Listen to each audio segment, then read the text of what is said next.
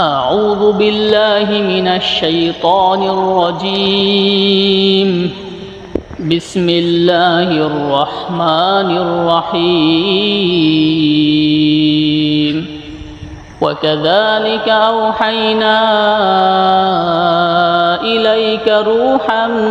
من أمرنا ما كنت تدري ما الكتاب ولا الإيمان ولكن جعلناه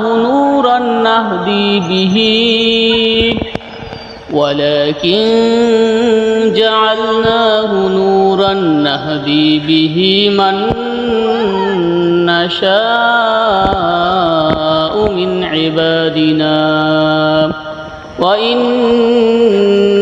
لتهدي إلى صراط مستقيم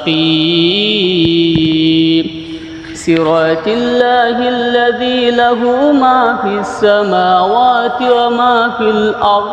ألا إلى الله تسير الأمور